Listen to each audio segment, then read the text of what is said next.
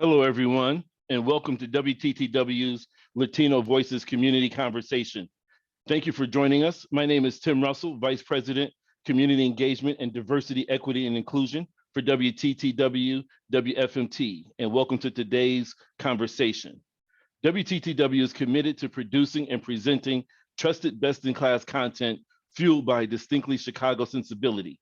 We have served as Chicago's window to the world, and our purpose is to enrich lives, engage communities, and inspire exploration. One of our core values is diversity and equity. We celebrate differences, embrace inclusivity, and strive for equity. The stories we tell, as well as the people in front of and behind the camera and microphone, reflect the myriad of faces and voices of our region.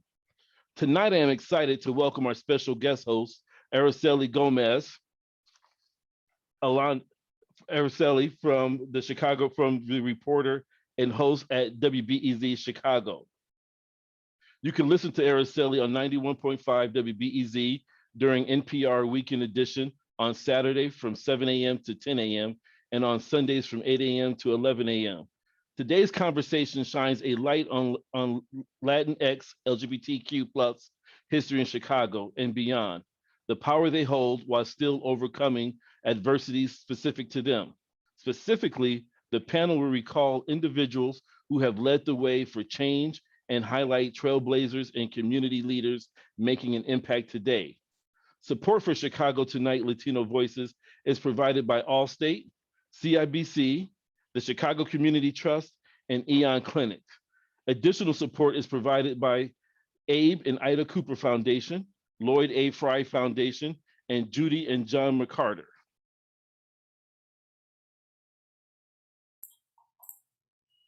Thank you, Tim. Hello and welcome to Chicago Tonight Latino Voices, a WTTW news community conversation. Thank you for spending your evening with us. I'm Araceli Gómez-Aldana, she, her pronouns. I'm a host and reporter at WBEZ and your host for this evening. June is Pride Month. During this month's conversation, we're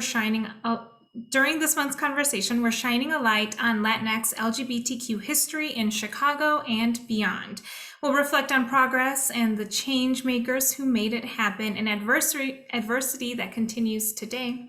From Frida Kahlo and Sylvia Rivera to Orlando Cruz, Christina Hayworth, Latinx members of the LGBTQ community continue to be key leaders in the push for equality.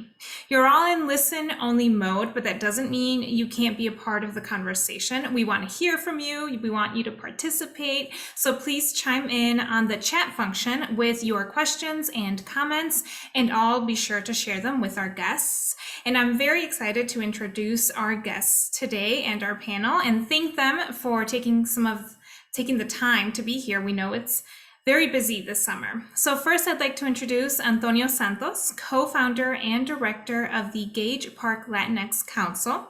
Also with us, Zenaida Lopez, associate director of El Rescate, a transitional living program at the Puerto Rican Cultural Center, Chicago.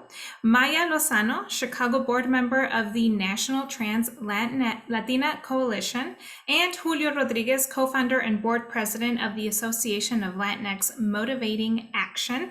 Thank you so much for being here. Thank you. Thank you for having me. Very excited to talk today. So I'd like to kind of get to know our panelists a little bit, especially for our viewers that are tuning in today.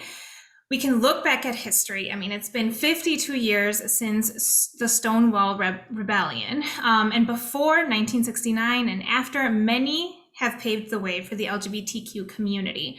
So I'm wondering, first, I'd like to begin by reflecting on Latinx LGBTQ leaders that have left an impact on each of you, either in your own lives or historical leaders. Who have you found to be very inspiring and have helped you along your way? And while our panelists are thinking, I'd like to invite our viewers to share their people who motivated them and left an impact on them. So you can use the chat function, let us know who you are thinking about as this question is posed. So I'll start with Antonio. Antonio, do you want to share with us your thoughts? Yeah, so growing up, I didn't know a lot of queer folks, or a lot of queer folks weren't visible in my life. And so somebody that early on impacted me was Danny Sotomayor. You know, being a half Puerto Rican, half Mexican Chicagoan, that was one of the few folks that I read about in books that reflected who I am, and learning about his life and his life's work in ACT UP, and you know, as a part of the AIDS movement, really taught me a lot about organizing in my own community today. And so, you know, I feel like I walk in his footsteps. Oh, that's great. Maya, what about you? Hi, thank you.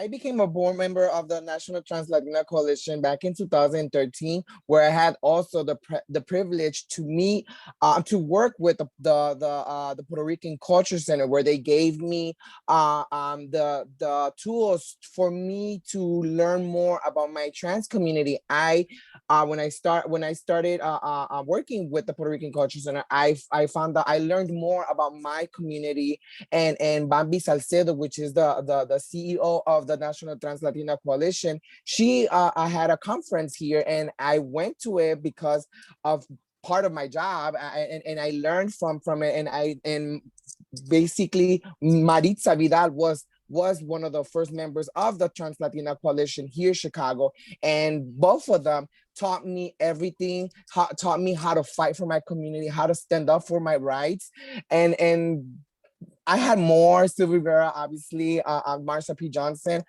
They were an inspiration for me to keep on, because when I started transitioning, I knew who I was when I was young, but I didn't have the tools. I didn't have how to keep on and serving my community and helping the next generation. And so that's what I do now. I'm also one of the program coordinators of the Trans Chicago here in the Chicago area, Humboldt Park. And so I'm helping the next community, the next generation.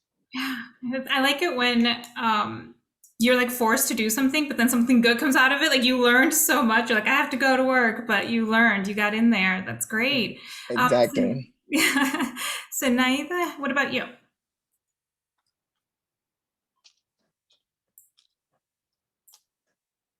For me, as a Puerto Rican lesbian woman, this would sound a little bit out of the norm, but I always looked up to someone like Sylvia Rivera, who was really erased from history.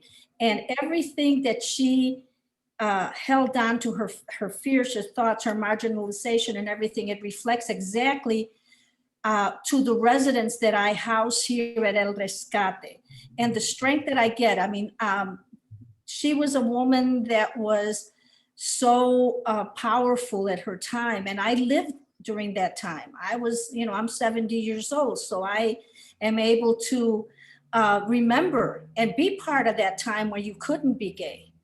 And so she was one of the first people that I kind of not openly, but also looked at her because I couldn't be open. And I have a huge mural right behind me in the wall in my office of Sylvia Rivera. And of course, there's a young man named Bartolo Hernandez, who was an activist in our community. He passed away from AIDS, and he really worked hard during the AIDS pandemic in our community. So I think those two individuals resonate with me. Oh, that's wonderful. Yeah. Strong people. Yes. And last but not least, Julio, do you want to tell us a little bit? Yeah, so for me, there's definitely all the people that were mentioned. I knew Danny and some of the folks that were mentioned, but for me, some of the people that come to mind are Miss Kitty. She was a performer at La Cueva in Little Village. And I remember in the early days when HIV was getting started, and she was helping so many young trans women protect themselves and not only doing the shows, but she was a mother to many of them who had been thrown out or had left their countries because of persecution. But Miss Kitty and Ginger Valdez, who was at the Puerto Rican Cultural Center, they were early pioneers and really right in the middle of the pandemic were helping the most vulnerable, you know, people who didn't have a choice about whether they could continue to be and do the things they had to do to survive. So those were two trans women that really I have enormous respect for. And then Robert Castillo, who along with Rick Garcia helped, really the whole, they're people that are sometimes forgotten when people talk about, the human rights ordinance here in Chicago.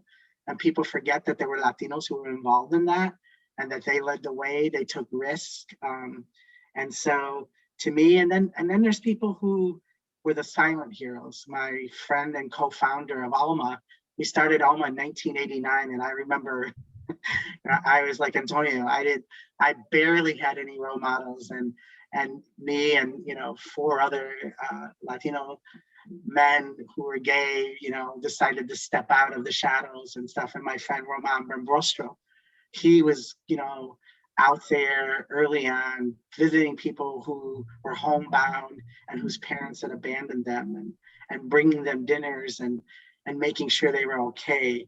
But I think sometimes it's the people who you don't recognize in the books and in the history who are really doing the hard work, and they're doing the work that really set the foundation for the rest of us.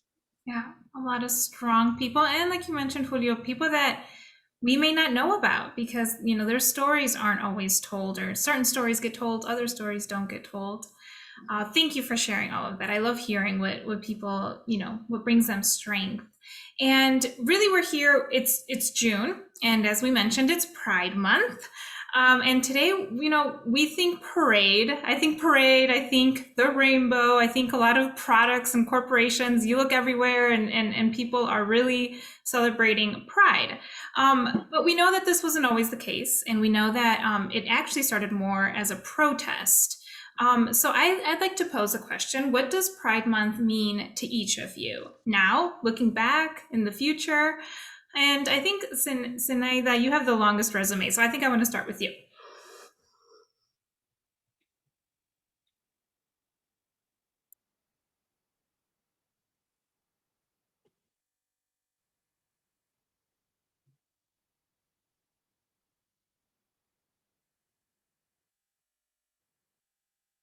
You're on mute. Yeah. I'm sorry. Thank you.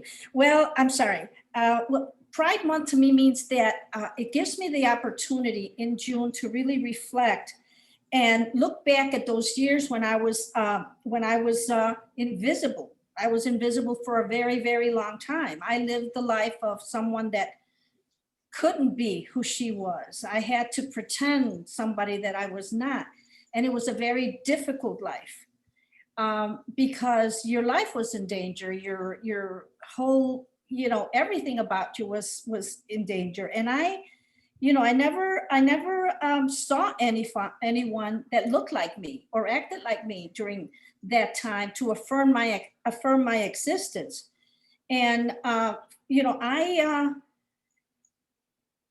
Pride Month has allowed me to rewrite my own narrative, and find that I am that I can be transparent, that I can be who I am, and really live a life that is no longer invisible. That's great. Thank you for sharing that. What about you, Antonio? What do you think when you think of Pride Month? Yeah, for me, Pride Month is really about taking a moment and time to learn about our history. Our histories aren't often told, they're not accessible. They were never accessible to me when I was young. And so now I take time to speak with elders and friends of mine, Tania Cordova, and learn about what their experiences are, what her experiences have been, and try to read books and share stories and create spaces to share stories. And so part of that is, a lot of the work I do centers youth in our community on the South Side, and bringing them into spaces to also learn these stories so that we can keep them going.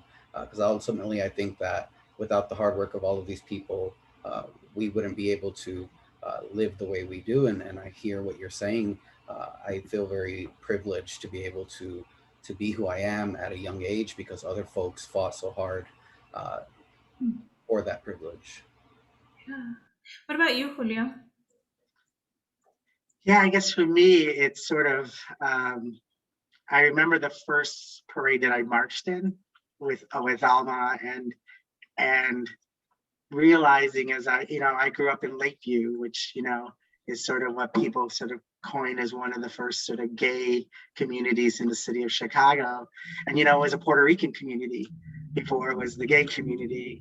And, I grew up there and I remember La Bodegas and all of those things. And the first time I marched going down Halsted, and there was my dad standing on the sideline and thinking to myself, I never thought the day would come that, I would be proud enough to not be afraid to let me be me in my fullness.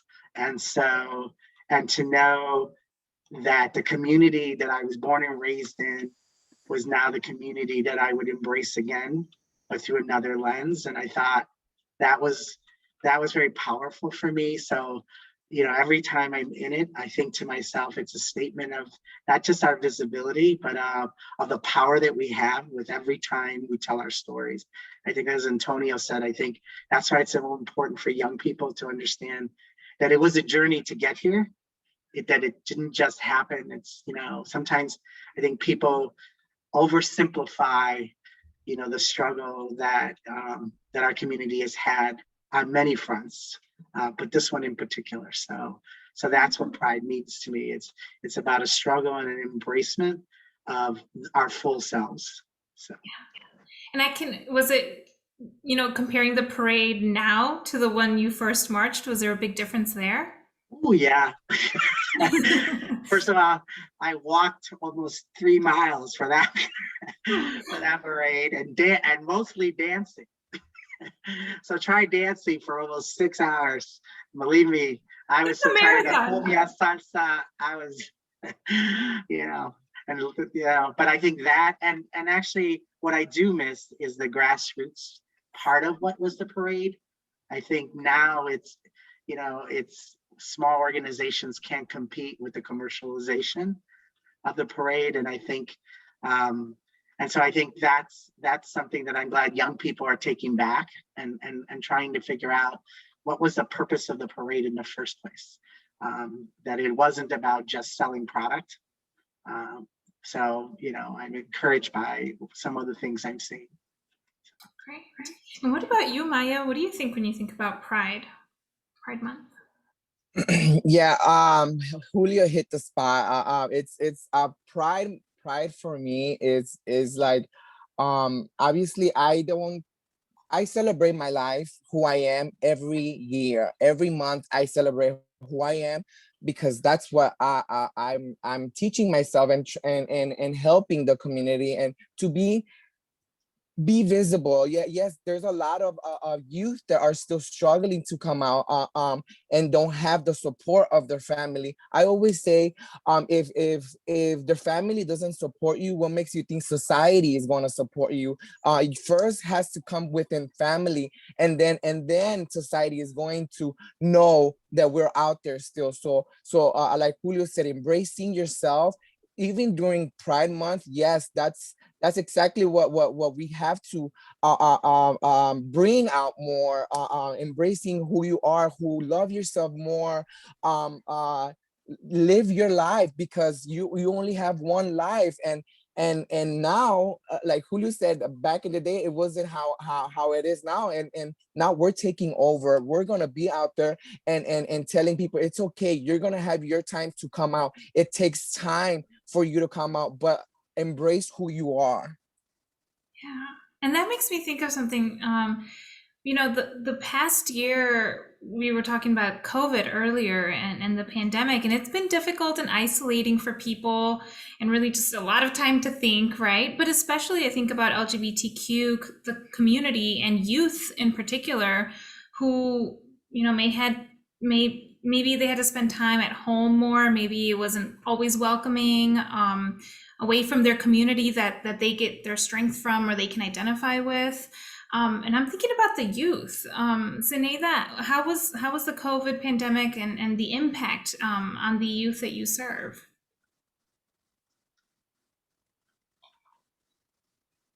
It had a huge impact. We house LGBTQ and HIV positive youth youth that are extremely marginalized. And it was very difficult during this pandemic because we knew that the youth were out there and in need, and we couldn't house them. We were on lockdown.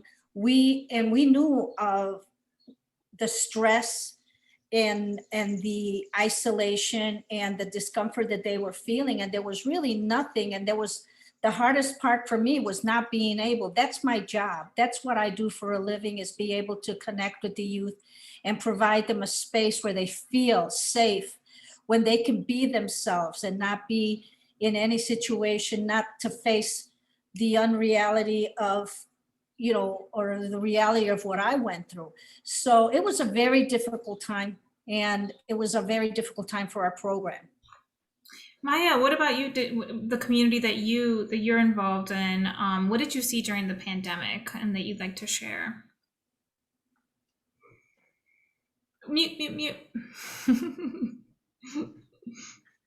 Yeah, so I saw a lot of youth that were going through a lot of anxiety, a lot of stress, a lot of, like, they couldn't obviously they didn't have the support of their family back then. They're not gonna have the support of their family now, going through all this COVID. And I work with a lot of sex workers also. They didn't have that like I said, family there to support them. A lot of them had COVID, and they were isolated by themselves, where obviously that brought so much anxiety, so much pain, so much loneliness. And it was just I was a phone call away from them, and I couldn't obviously go visit them because of the lockdown. And it was hard. It was really hard because I cried with them. They cried with me. It was hard. Yeah, can't imagine. I mean, we think about our networks, right? Like, I was always constantly like, who am I forgetting? Who have I not reached out to that, might need somebody to talk to? Julio, what was your experience during the pandemic? Yeah, we did a number of sort of programming around, just getting people's reactions to what was happening. And we heard from a lot of young people that, sometimes you forget that. I think people think, oh, it's good because they're home and they're safe, but not everyone is safe at their home. And something that Maya said really made me remember that we have a lot of young people who are going through just defining who they are, whether it's trans or non-binary, and being at home is not a safe place to be yourself. And so they miss their friends and their peers and people like Maya and Antonio, because those are the people who create safety for them. And for many of them, being at home was not the safe place. The other thing that we heard a lot of was that the cyberbullying had gotten worse. So that when they went online, they were really defenseless in many ways, because people could target them, and they didn't have the supports that they would normally have had being in programs where they'd have people to talk to and outreach. So I think that social isolation you forget, especially for people who are, coming out or finding places where they can be safe, and then that gets taken away. And they're back in these places like, we had one young person who said, my father, every day he just reminded me how much he hated me. And so I didn't have any place to go to be loved again. And so I think sometimes we forget that home isn't always safe for everyone. And so we have to have these spaces where people can create their own home. And, and I admire the three folks that are here with me, because that's what they do every day. So I thank them for that. But that was some of the things that we heard, especially from young people. Yeah. What about you, Antonio? Is there anything that sticks out during the past 15 months that we just lived through? I think Julio said it perfectly, that home isn't safe for everybody. And we did a lot of virtual programs where folks let us know that, to the point where some folks had to participate solely on chat because they weren't even safe speaking their truth in their own homes. And so when we were able to open up our community cultural center on Friday to host a QT BIPOC celebration, a space for Black and brown queer joy, queer and trans joy. That really came across that community has always been important to the survival of our people as LGBTQIA plus folks. And when we're isolated and we don't have that community, we don't have contact with our chosen family or have situations to meet folks to become chosen family, that can be really damaging. And so we're glad to be working to vaccinate folks at our center so that folks can be safe to come in and you know, start to rebuild what we've been missing for the last year and a half. Yeah, that community, so important, very important. And it also makes me think when we're talking about youth, it makes me think about representation in the LGBTQ community and Latinx, that intersection. You know, when we're thinking about that, and when it comes to representation and visibility outside of television or traditional media, what are some of the challenges that you guys are seeing, especially for youth, but for everybody? Julio, what do you think about that? So we are completely invisible. Just the fact that, you know, and so I'm saying this very respectfully. I mean, the reality is, I feel like every June, somebody says, "Oh, el Latino gave, tráelo pa' fuera," because that it's as if we don't exist the other 11 months, and that we're not relevant to other issues. So, you know, and not to pick on any, but, you know, when I see topics that I know our trans community is experiencing like directly, but their voices aren't being heard, even though the program is about Latinos and what's happening in the Latino community. So to me, that's one of the issues, is that we get segmented into these like false sort of representations. And that's even true when you look at who, you know, you see light-skinned Latinos being represented all over Latin America and here in the United States.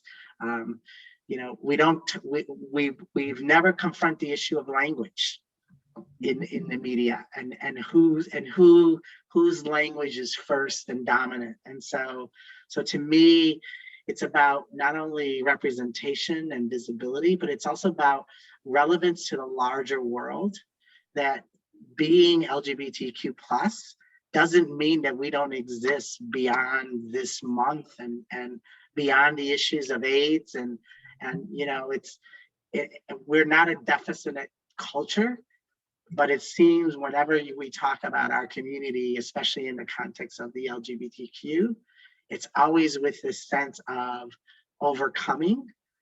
And we've overcome. We're here, we're present.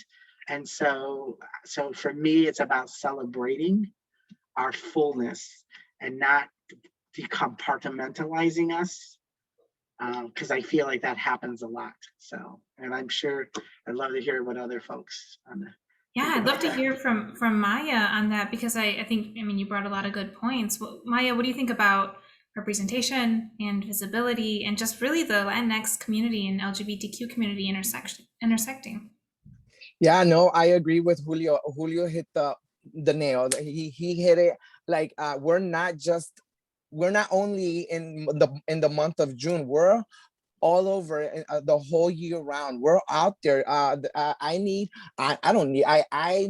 want the world to know that we are all alive, that we struggle, especially the trans community. We struggle. We need more inclusive in the community. Yes, I know the other three panelists, they can agree with me. The trans community is the most marginalized in the community. We even get bashed within our own community. And so that's very hurtful, because like Julio said, people are out there being interviewed, but what about the Latinos? Well, what about what the Latinos trans men? We're out here, we are the ones that are struggling the most, and we need agencies. We need other not just the LGBT agencies. We need other agencies to want us to be more visible with their agencies. I have friends that have reached out to me not just the month of June, but recently around March, May, June, they reached out to me because they want their agency to be more inclusive. And that's what we need. That we want agencies to be more inclusive with our community, especially in the trans, to give us more jobs, to give us more opportunities, because we are more than just being trans. We're more than that. Definitely.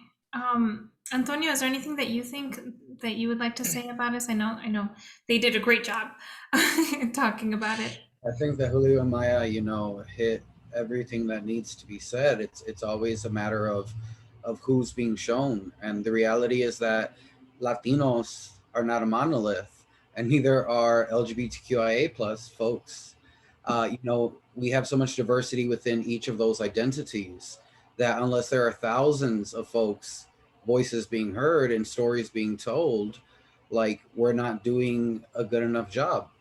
And sometimes that's 1 month of the year, right? So I'm a queer organizer and activist 365 days of the year, but oftentimes my queerness gets left out of the narrative.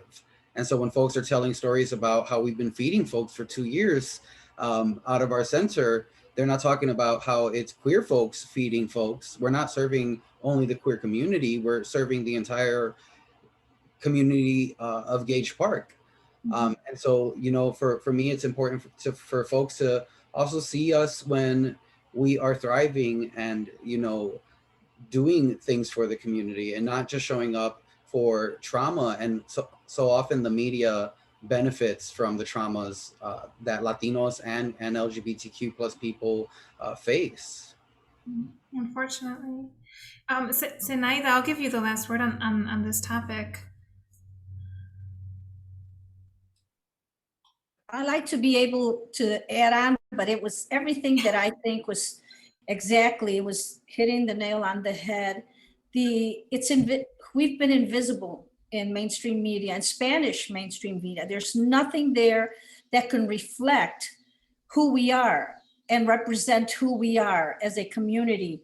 And I think even though they put a few shows on TV like Vida and a few others, but then it's never supported by the LGBTQ white community. So these programs don't survive. And so I feel as though they've touched on it. We are invisible, and we've been invisible for years. And it really, that's one of the things that bothers me the most when we speak about invisibility. Yeah, and I'd like to remind our viewers who are listening, who are joining us today, if you have a question or a comment, feel free to put it in the chat, and I will ask our panelists, or if it's a comment, we can talk about it, because I know that this is something that we can all kind of have an input on. We know that there are many issues and needs that we still have not overcome, like we were talking about.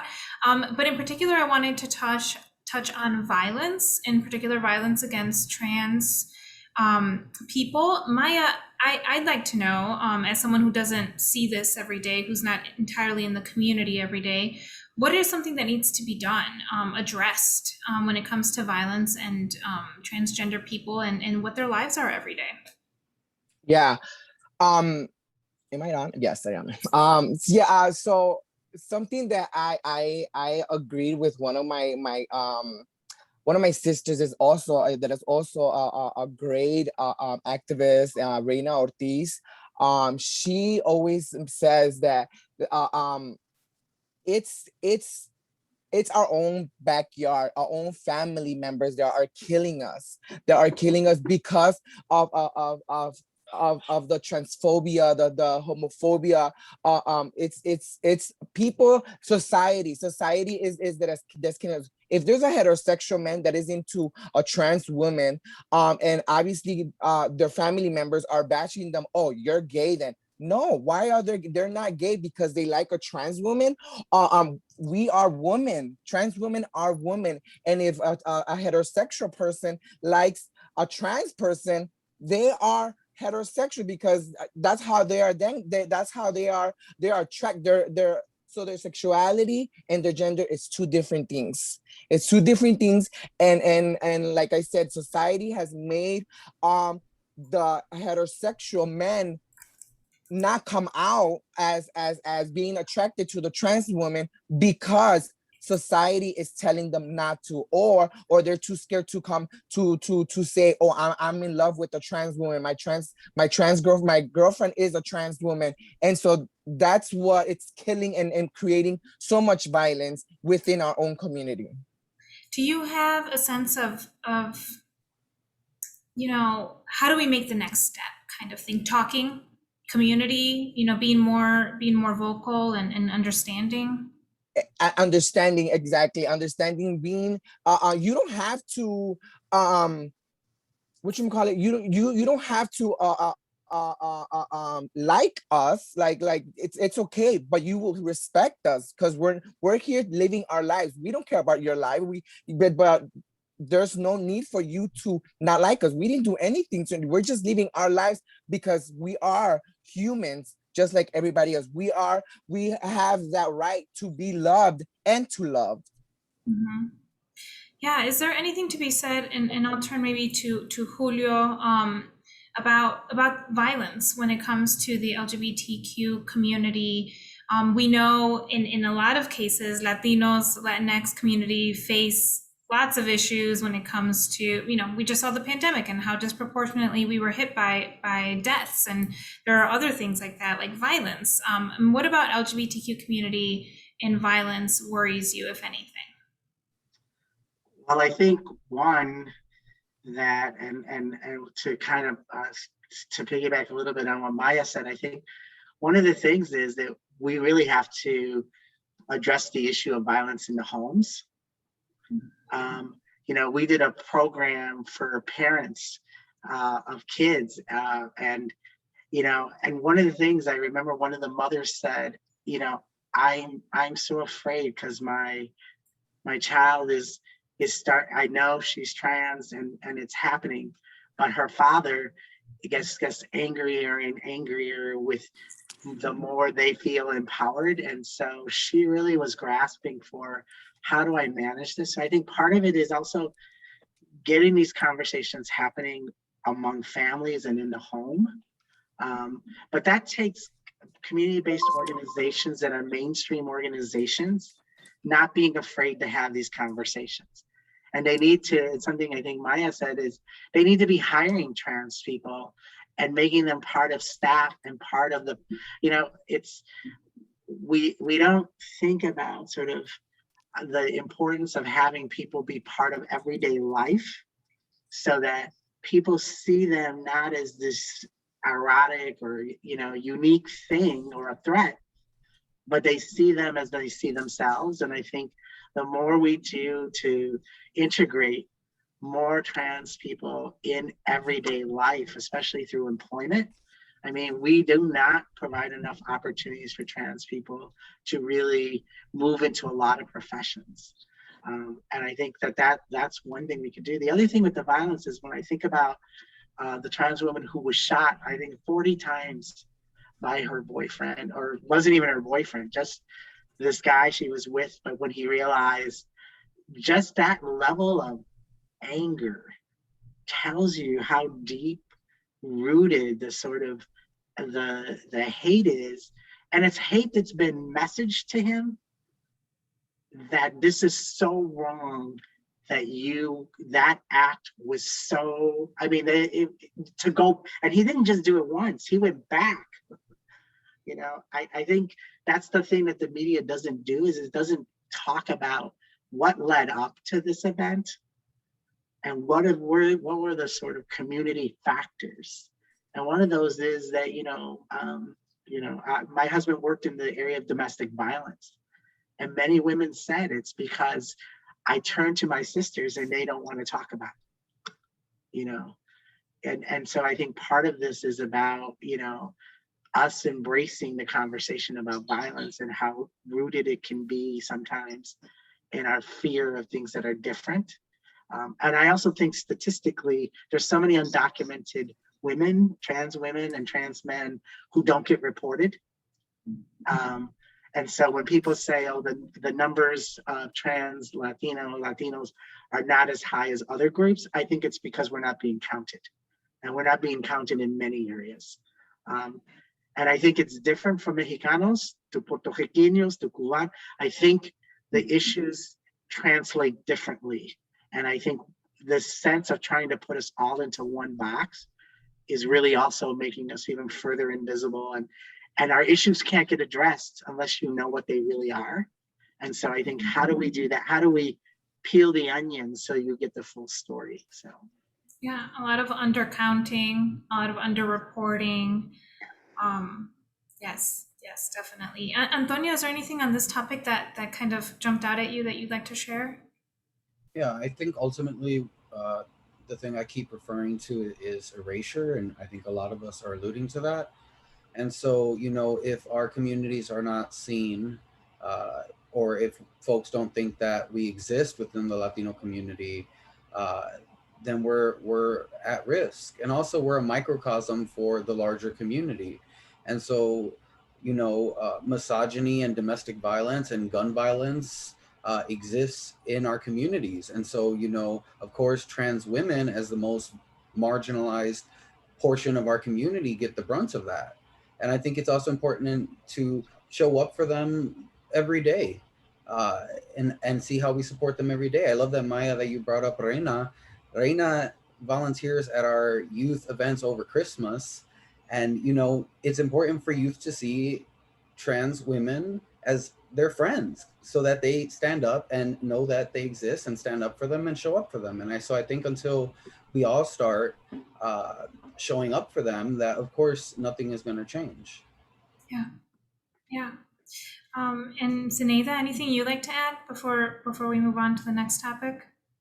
Well, nowhere has the crisis been more pronounced than in Puerto Rico. And I have to say that because as a Puerto Rican woman, it's really, really has shaken me to the core, where the violence against transgender individually, especially transgender women, and it's right now shifting in a national debate there. But it comes also, like Antonio mentioned, is the misogyny, and it's the domestic violence, the machismo that Puerto Rican men, we can all speak about, but I'm going to speak Puerto Rican because that's who I am, and I've seen that. And I think that when you look at that, you think of this young lady, Kimberly Vasquez, who was arrested and jailed in Bayamón with men and brutally beaten. And who do we answer to? And what is the problem? You know, what is the problem in Puerto Rico? You know, it's this religious fundamentalist and the transphobia that we've really got to address. And for me, this resonates a lot because it's not just one, it's been like 6 women, or maybe more, that have been murdered in Puerto Rico. And as a Puerto Rican woman that works for the Puerto Rican Cultural Center, we've tried to bridge the gap. We've been doing a lot of work with some organizations in Puerto Rico. We have to address that. You know, it's everywhere. It's everywhere because they are so marginalized.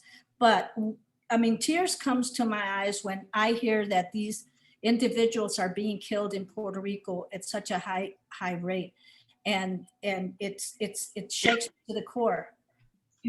Yeah, it's tragic, especially when we hear some of those stories. So, Zenaida, you brought up a good point where I feel like even the language, the terminology that is used to describe the what happened, right? And when we read the news and you read some of these terms that are being used, there's even a lack of language of understanding from that point of view. Absolutely. And that yeah, I don't know. That wasn't a question. I just had a point. No, that was a great point.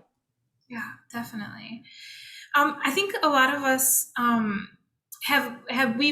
everyone has kind of mentioned community in some way or another. I think that when it comes down to it, everybody needs their community, and everybody is out looking for support and community, and finding community and belonging is important.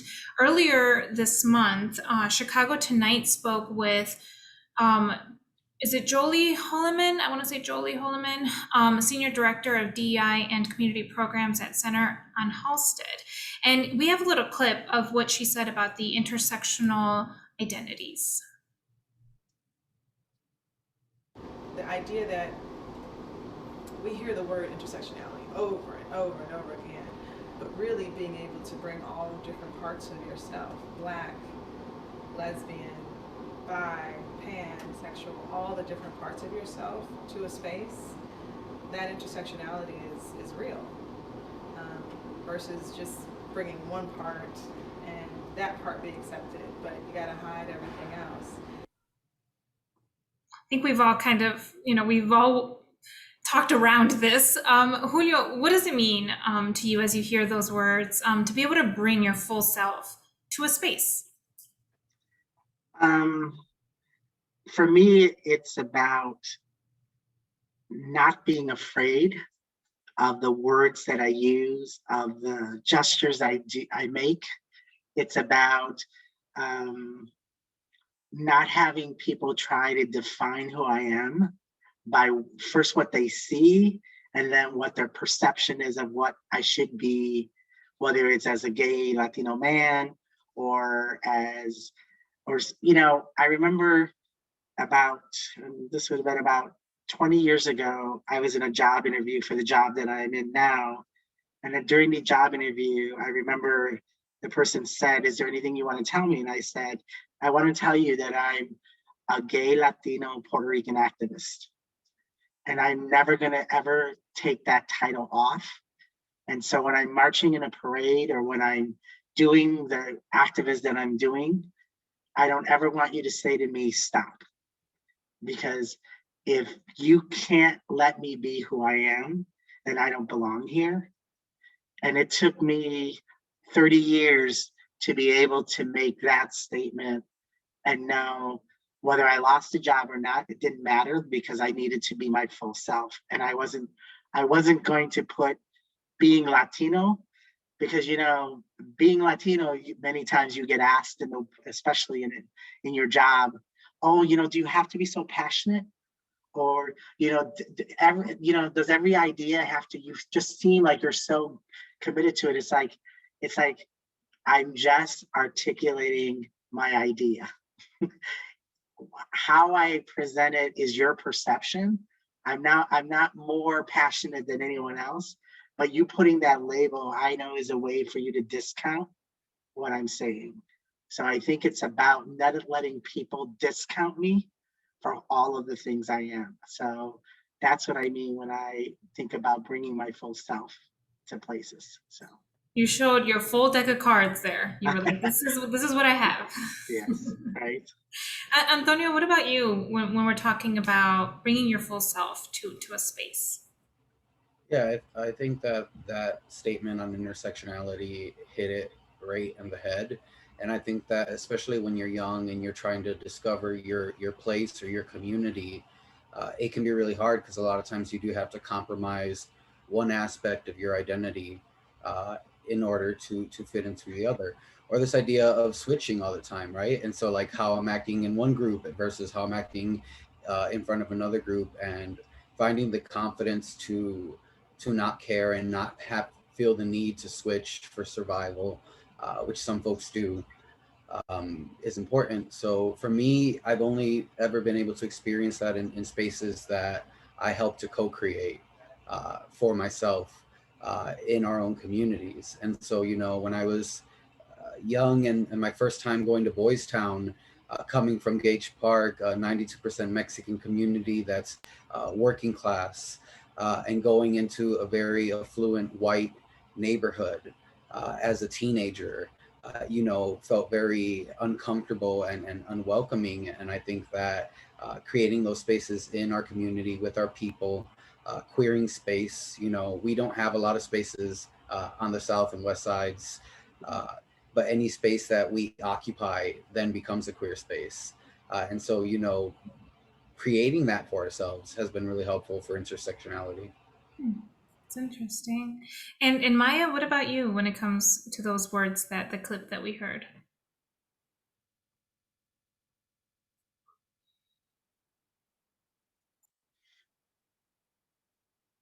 I think you're muted. Hi. So I, like I always say, I'm embracing myself. I'm embracing who I am, because I did hide myself for a long time. I transitioned when I was 19, and I was so proud of myself because my mom accepted who I was. And so a lot of people, like I said, they have their own ways of coming out and going to a place where, you know, you can be who you are. It's amazing to have that feeling, because I know that I'm not hiding from nobody, because everybody needs to know who I am, how I was brought to where I'm at now. And maybe somebody out there is going through what I went through, and now is listening to my story. Then it might help the person come out as how they want to be, or who they are. Yeah, definitely. And Zenaida, what about you when it comes to bringing your full self to a space? I can now. Okay, I'm a Puerto Rican woman. I was born Puerto Rican first. And then I became a woman, and then I became a lesbian woman. And intersectionality there was, it was a very difficult, because I had to hide for so long who I was, that I couldn't bring my true self for a very, very long time. And I wish that as we sit here with this panel, that I would have had this type of platform as a young Puerto Rican girl, that I would be able to have that to identify myself with. I didn't have this. There was no one that looked like me or acted like me in my life. I was a Puerto Rican that was discriminated in the 50s and the early 60s. It was a really tough time in Chicago for Puerto Rican kids. My teacher would not recognize me. My desk was put inside the coat room because she didn't want to deal with me. And those are the things that I faced through life. And now the greatest thing for me, and reaching, you know, some of the final decades of my life, is the fact that I am true to myself and I can be who I am. And that is the most important part of me that I bring to the table when I speak to LGBTQ plus youth, HIV positive youth, is that I know deep down inside the admiration that I have for them to be 15, 16, 17 years old and be their true self. It is something that is really, that resonates with me to the core. Zenaida, do you remember a time, or do you remember the first time that you felt finally that you were comfortable, that you could be your full self to the world? Yes, and that was right after I had my son. And my son is going to be 50 years old. So when I had my son, that was a time when I realized that I needed to be true to myself. And it was difficult, because to this day, I still feel uncomfortable, even though I want to be true and I am true to myself. I still feel that uncomfortableness around me, because I had experienced so much of it. You know, there was no place for a woman to go at that time, or there were private clubs that you can go to. I remember the first bar I went to was on Racine and Diversity. It was a first gay woman's bar, was CK, and I freaked out. I couldn't, I almost passed out. I had to leave because I said, oh my God, this is real. This is the first time reality hit me. And that was the time when I decided that I had to be true, and I had to be true. And as long as my son, who's the most precious thing to me, can accept me and understands who I am, then I am complete. Wow. Couldn't we all just listen to her talk about those days? Your stories. I'm sure you have so many stories. Thank you for sharing. Thank you for sharing. I appreciate it. Another thing that I wanted to bring up was at the beginning of the month, the city broke ground on an AIDS garden at the lakefront. And the area is known as the Belmont Rocks. Between the 60s and 90s, that was a safe haven for LGBTQ folks in Chicago. So we have a clip from Mayor Lori Lightfoot reflecting on the area.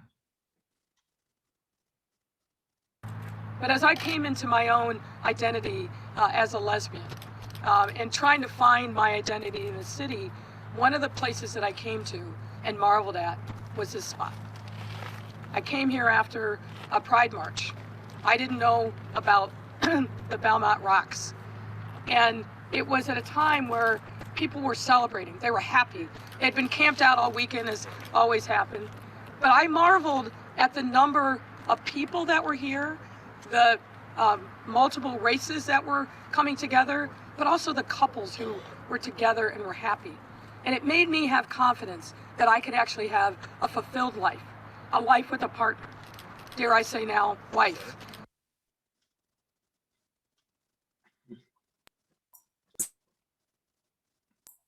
Zenaida, we were just talking about, this topic. What is it? What do you think when now we have these spaces like Belmont Rocks for LGBTQ people here? What are your thoughts? Oh my God, Belmont Rocks, if those rocks could talk. Yeah, I remember, and I was there, and I think it's great, and I think it's wonderful that that space is being designated because it has the history behind it. I just have a little bit of an issue as to, again, we're moving to the area where it's not predominantly who we are. That doesn't define us. And we've always had issues. When we were going there as Latinos, as Puerto Ricans, there was a lot of hatred and a lot of stuff being said and a lot of stuff going around, and we were pushed out at times. So that to me is, we're in the 21st century, and I see that people have become extremely open-minded and are more accepting of who we are as LGBTQ plus individuals. But there's still some work that needs to be done for the Latino community. There still has to be, just like the visibility in mainstream media, there is still a lot of work that has to be done for us to claim a space there that we can also be a part of. Yeah. And Antonio, what do you think about spaces like this?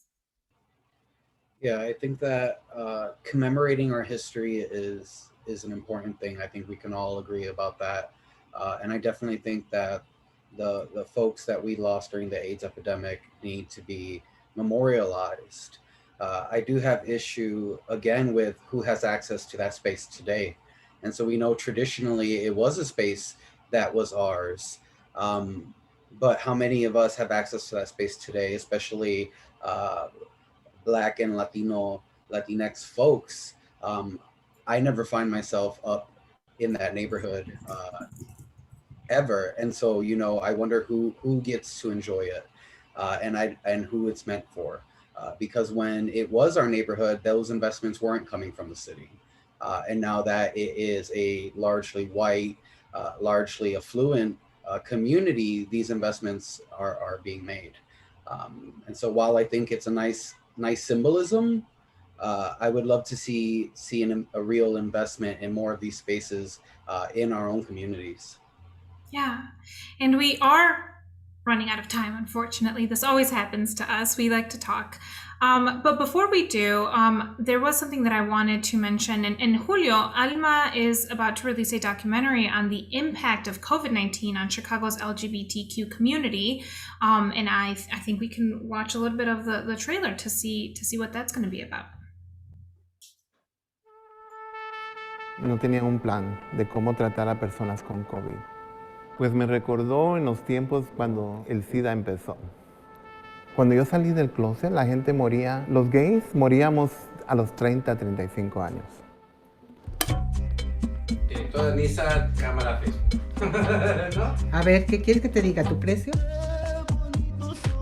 COVID was that catalyst to let people see the system is failing us. I need help to break this system down. Liberation doesn't come easy. It will never come easy. As Taino, Boricua people, you think about smallpox, we are survivors. I am my ancestors' dream. We have to remember that Gage Pride was a riot.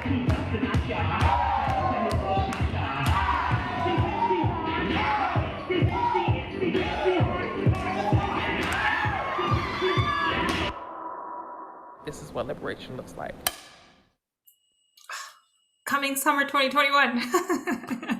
That's great. We could talk for a really long time, but before we do, we head out and return to our lives. I do want to give a chance to each of you to kind of say any words that you think is important as we wrap up today's program. I think, Antonio, can you start us off? I think it's important for us to continue these conversations and share our stories and experiences. I feel so honored to be with these three people, intergenerational, interexperiential, and to learn from each other. And I think that between the four of us, there's so much to be told, and we need more ways to tell our own stories. So I'm excited to watch your film, Julio. Yes. Julio, what about you? What would you like to say? That our film premieres on July 22nd. It'll be live streamed and will be, and it's a beginning. It's telling our stories from one angle, but our hope is to continue to tell more stories. And I invite, as Antonio said, this is a great group of people that I'm honored to have been on the same panel with. And I know that I want to document you all's stories because that is part of what we should be doing, is making ourselves visible when the world doesn't want to. Yes. You say July, June, July? July. It's already July. I know. Yeah. Como el tiempo se va. I know. Maya, what about you? What would you like to say before we head out? Thank you so much for having us. Like Antonio said, and Julio, creating more space like these to learn more about each other's. Obviously, we all have different lives, and we all came out different. And the youth that are watching, just hold on, because we love you and you matter. Thank you. Yes. And last but not least, Zenaida. Thank you for having me and to be a part of this wonderful group of individuals that are so knowledgeable and so intertwined with what LGBTQ is. I'm honored and privileged to be part of the Puerto Rican community in Chicago, a community that was built on blood, sweat, and tears of individuals like my brothers who co-founded the Puerto Rican Cultural Center and who have a history of hiring transgender, gays, lesbians, HIV positive individuals to bring out what we do as a community. And I am just really honored because all our stories are so parallel yet so different, you know. And Julio, I love the trailer. I would love to see that film. Thank you so much, all of you, for sharing this moment with me. Thank you. Yes, we're all so excited to see that. And I want to thank you all for being here with us today. Thank you for taking the time. Thank you to everybody who's watching to today's Chicago Latino Voices, a WTTW News Community Conversation. Be sure to tune in to Chicago Tonight, Latino Voices and Black Voices on Saturdays and Sundays, 6 p.m. on Channel 11.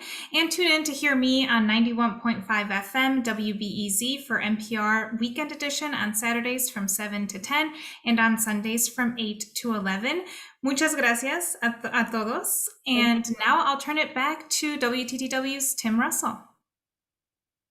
Thank you, Araceli, and thank you to the entire panel for such a great conversation. It reminds me of a quote, I believe it was Laverne Cox, who said, "I've never been interested in being invisible or erased." And that's the feeling I got from this panel, and I was just honored to be able to watch and listen today as well. And I'm looking forward, Julio, to the film also. We've shared a short chat, a short form in the chat. If you click it, you can submit ideas, stories, and issues to us that we need to be covering. Please take a moment to fill it out and share your thoughts. In addition, please join Chicago Tonight correspondent Angel Edu on Monday, July 26th at 8 p.m. for Chicago Tonight Black Voices Community Conversation. And finally, thank you to our members and viewers for your support. Your support allows us to have these very in-depth, engaging conversations. We thank you for that. And once again, Julio, Antonio, Zenaida, Maya, and Araceli, thank you for such a wonderful conversation. Take care, everyone, and see you next time. Thank you. Bye, everyone. Thank you. Bye.